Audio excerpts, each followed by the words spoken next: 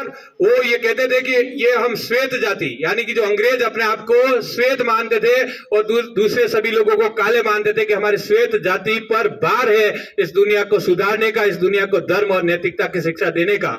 इतना बड़ा घमंड था उन लोगों के पास, और आखिरकार वो व्यापार के नाम पर ईस्ट इंडिया कंपनी बना करके भारतवर्ष में आए और यहाँ के जो मुगल साम्राज्य वगैरह जो भी थे, नाम मात्र के शासक वगैरह रह गए थे, उनसे उन्होंने अनुमति लेकर के इस देश पर व्यापार करना शुरू कर दिया। प्यारे बाल को, ये बहुत बड़ी बात है कि जो व्यापारी बनकर के इस देश के अंदर आए, वो इस देश को लूटते गए और यहाँ का जो सिस्टम, तंत्र, यहाँ की जो रीति नीति, सामाजिक संस्कृति, ताना बाना, सब कुछ लूट करके लेकर के चले गए और भारत को, जो कि सोने की चिड़िया थी 1000 वर्ष पहले, उस भारत को जो कि लगातार लूटता आ रहा था, पूरी तरह से खोखला कर दिया।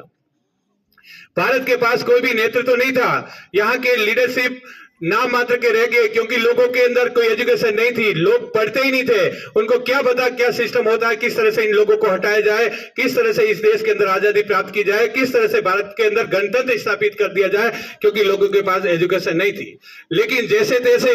क्योंकि प्रकृति, धरती कभी बीज नहीं खोती है, ये वही धरती है जहां पर महाराणा प्रताप जैसे वीर योद्धा हुए, यानी कि हमारी भारतवर्ष की भूमि पर वीरों की कभी कमी नहीं है। और आप याद रखना कि धरती बीज नहीं खोती है, ऐसा ही एक वीर सपूत भारत में पैदा हुआ, महात्मा गांधी की, महाराणा प्रताप की ही राह पर चलने वाला महात्मा गांधी, जिनके बारे में आपने सुना होगा। महात्मा गांधी ने इस देश के उस बिखरे हुए लोगों के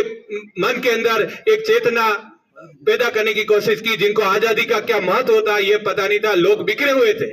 गांव में तो ये भी नहीं पता था कि इस देश के अंदर अंग्रेजों का शासन स्थापित हो गया। तो महात्मा गांधी जब विदेश में थे, दक्षिण अफ्रीका के अंदर थे, तो वहां पर भी उन्होंने ये काले और गोरे का जो भेदभाव होता था, वहां पे लिखा हुआ होता होटलों पर कि भारतीय और कुत्तों के लिए होटलों में प्रवेश वर्जित है, यानी कि न तो भारतीय किसी होटल में प्रवेश कर सकते हैं, न कुत्ते कभी किसी होटल में प्रवेश करते।